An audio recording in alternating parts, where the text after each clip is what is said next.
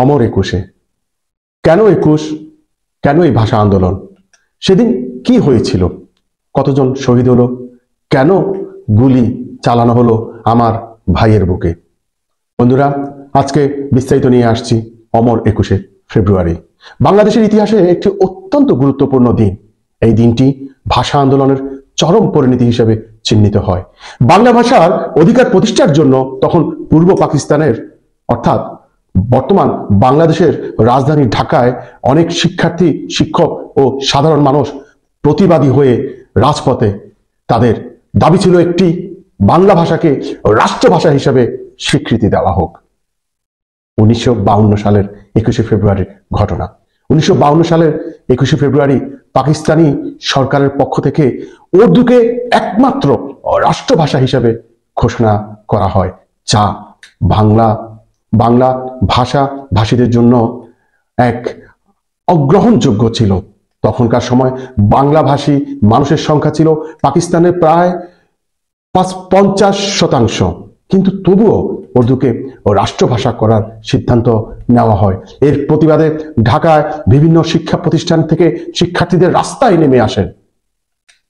শিক্ষার্থীরা একত্রিত হয়ে তাদের দাবি জানাতে শুরু করেন।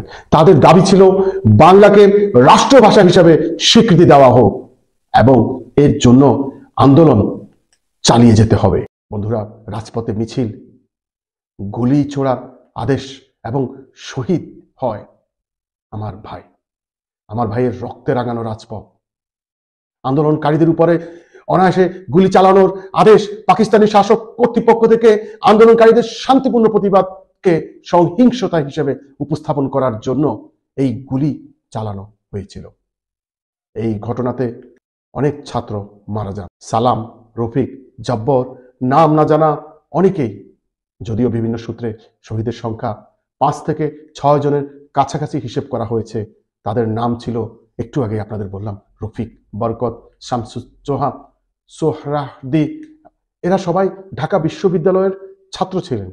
তাদের আত্মত্যাগের পরবর্তীতে 21শে ফেব্রুয়ারির ভাষা শহীদ দিবস হিসেবে পালিত হতে থাকে। গুলি ছোড়ার আদেশকে কেন এসেছিল? পাকিস্তানি শাসন তখন বাংলা ভাষীদের সংস্কৃতি, ভাষা ও অধিকারকে অবজ্ঞা করেছিল। তারা বাংলাদেশের সংস্কৃতিকে অবজ্ঞা করেছিল।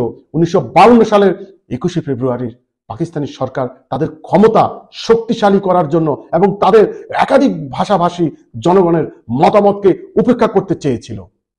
তারা বিরোধীদের দমন করার জন্য গুলি চালানোর নির্দেশ দেয়। এই দিবসটি শুধু বাংলাদেশ নয়, বিশ্বব্যাপী মাতৃভাষার আন্দোলনের একটি গুরুত্বপূর্ণ দিন হয়ে ওঠে। 1999 সালে জাতিসংঘ 21শে ফেব্রুয়ারিকে আন্তর্জাতিক মাতৃভাষা দিবস হিসেবে ঘোষণা করে। আমার ভাইয়ের রক্তে রাঙানো 21শে ফেব্রুয়ারি আমি কি ভুলিতে পারি? বন্ধুরা, আজ এই মহান 21শে ফেব্রুয়ারির প্রতিটি শহীদের আত্মার প্রতি শ্রদ্ধা রেখে বিদায় নিচ্ছি।